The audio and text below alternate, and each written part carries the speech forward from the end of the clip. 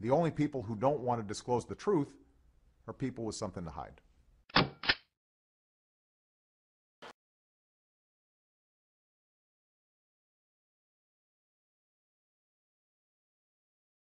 Now, I remember I was talking, I think, out here in August, and then I went back to Phoenix in August. I think it was July. In August, I had 250 Tea Party people come up to me and say, "Sheriff, you're our last hope. Will you look at the president's birth certificate?" So I had to make a decision. I mean, I report to the people. So what do I do? Throw it in a wastebasket, son? Okay, I'll look at it.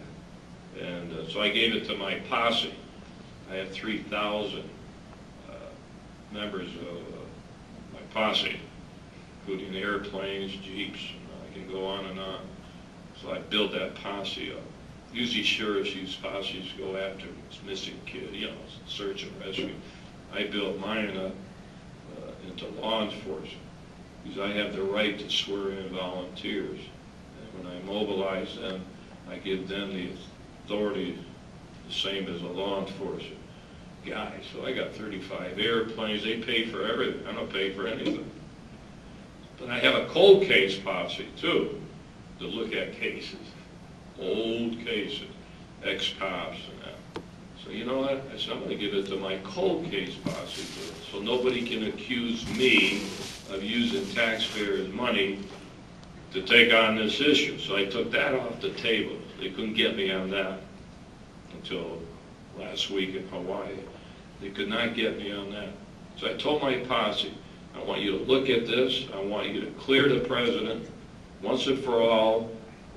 Let's close this scenario. But it didn't work out that way. So we've been investigating it. I had a big press conference March 1, trying to get some media there. They showed up, not the major media, because there's a complete blackout on this issue. Never seen a blackout before. I mean, I can get on national TV on underwear, believe me.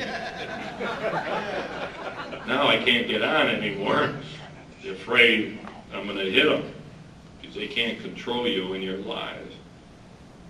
So they've been avoiding me a little, which is okay. So we looked at it. Hey, there's a lot of smoke there on that birth certificate. So I had the press conference. The media all showed up to make me look bad.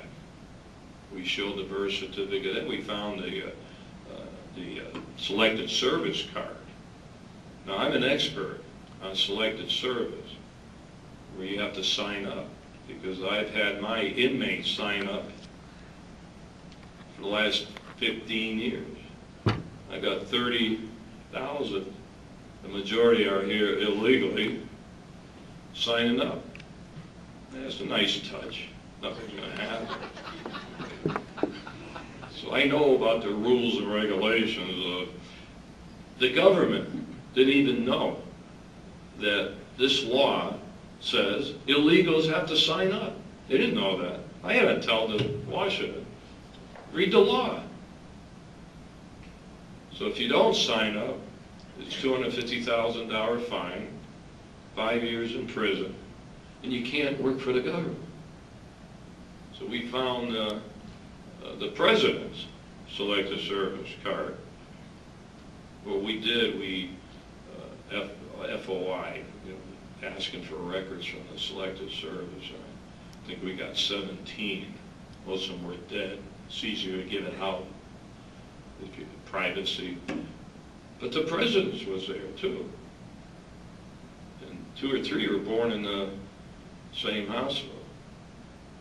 So, but it's interesting. Every one, when you go and sign up, you have to go to the post office to get that thing stamped, and you have to sign it. But every one at the same time had 1980. That's why 80 is in my mind right now. Forget my age. 1980. His, there was no 19. It was just 80. And it was turned around. So someone, did he really sign that in 1980? If he did, why isn't it say 1980, 19? It was gone. So we're working on that. I wrote to the head of the Selective Service, who reports directly to the president.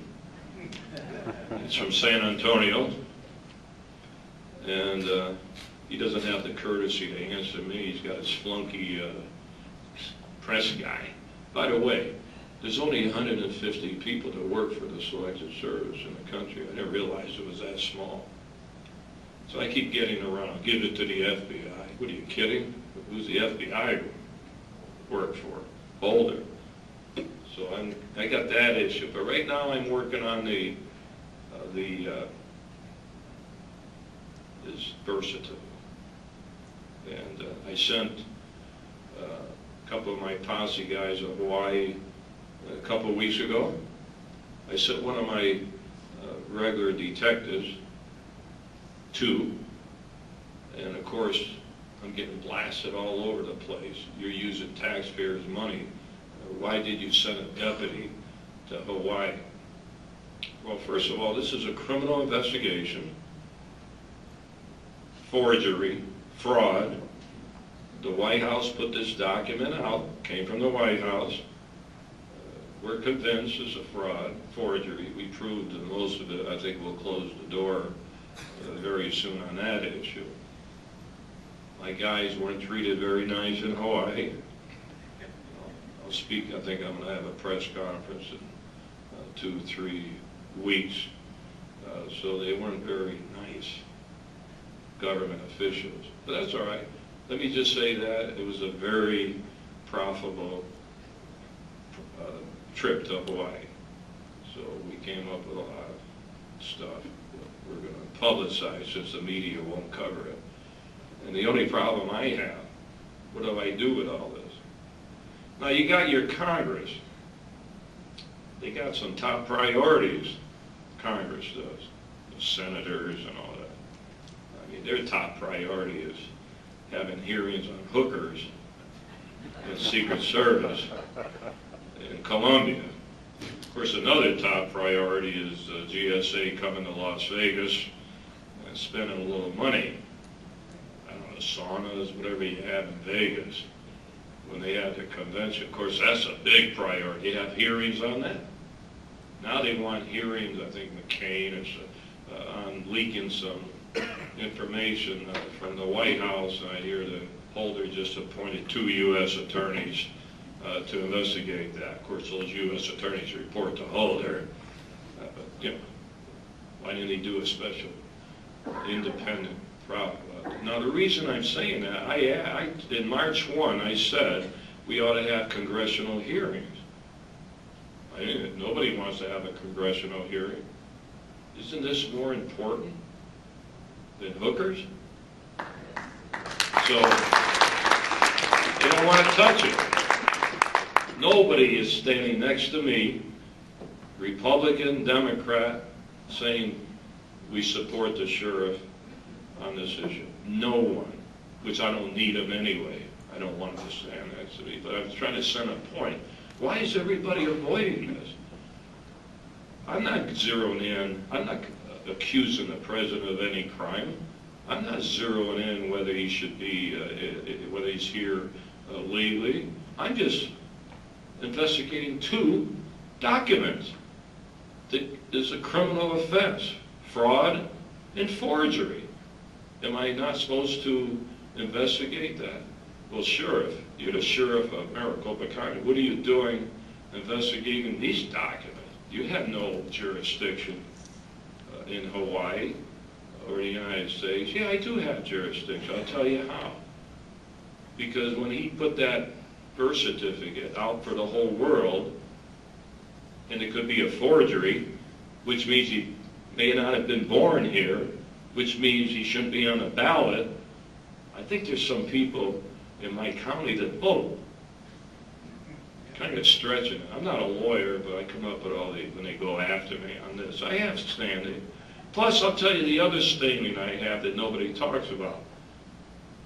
I solemnly swear that I will support the Constitution of the United States. I took an oath of office to do that. So they want to go after me. notwithstanding, I did take an oath of office too, which every elected official, I believe, has taken. So we'll see. I'll have another press conference and see where this takes us to. But it's sad. It's sad that we have this going on and nobody will hop into the fray. And let me tell you, doing our investigation, I get so much stuff across my desk, tons of it from the people. And some of it is good stuff. I don't ignore it. But our investigation, we don't know who he is. I mean, we've done so much work for the last 8 months, but who is he? We can't get to any records. Everything's sealed. The only people who don't want to disclose the truth are people with something to hide.